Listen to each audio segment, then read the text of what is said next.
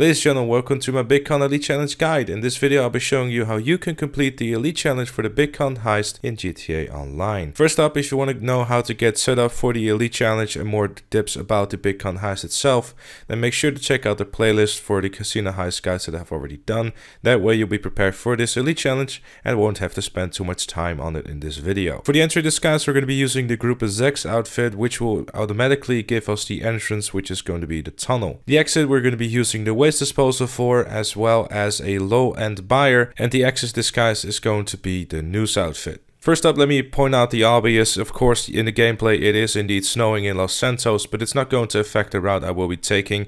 The only thing that's going to make a difference is the fact that my car is going to have more difficulty doing some steering. The location I personally started from was in Vinewood. However, the other location you could also be using for this will be this one in La Mesa, which by pure luck is also the cheapest option inside of Los Santos, so it's definitely worth picking up if you haven't already. So once you get started, you want to start making your way to the casino, of course, in your Group Zex van. But when you arrive in the tunnel, what you want to do is you just immediately want to go straight instead of just following the road. This will save you a few seconds. Once inside, you just simply want to follow the road as usual, but instead of parking the van like you should, you can once again cut off the corner and save yourself a few seconds again. While the driver is busy parking the van, the passenger should already be heading out towards the elevator and swiping the key card so you get into the elevator. Once you're downstairs, you just want to simply start jogging and jumping in order to go faster, because the guards really don't seem to mind the fact that you're jumping around like you are.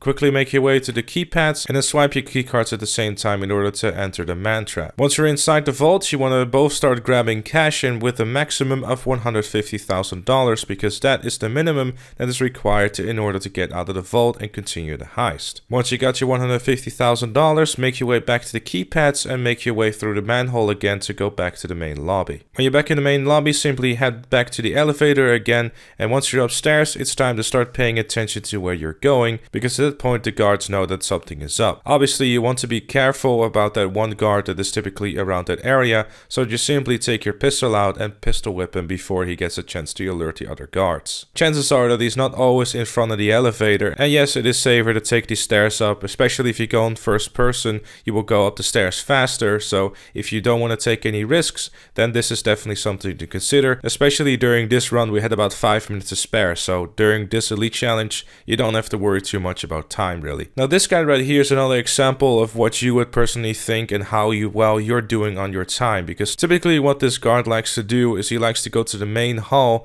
and then come back to the right side again. Obviously that little hall you walk into is the best place to take him out. However, you can also take him out in the main hallway, although it's a little bit more risky. Just make sure that the other guard doesn't spot you doing it, or else your cover is going to be blown and you're going to have to start over again. Once that guard is down and the other guard didn't see you, you want to make your way into the locker room, where you'll be switching into your disguise, and then it's time to start heading out via the staff room. Once you're outside, you just want to stick to the right and make your way to the street, where you'll be picking up a pedestrian car, or in case you're lucky and your getaway vehicle is parked across the street, then it's a good idea to take that one. Once you got the car, you want to head into the sewers, and it's time to start making moves towards the buyer. Now once you're entering the sewers, you want to ask your passenger what exactly the location is of the buyer. Having chosen a low-end buyer, there's going to be 3 locations in Los Santos where you can be going. 2 of the locations are going to be the ones you want to be taking the train exit from, and 1 is going to be the sewers exit.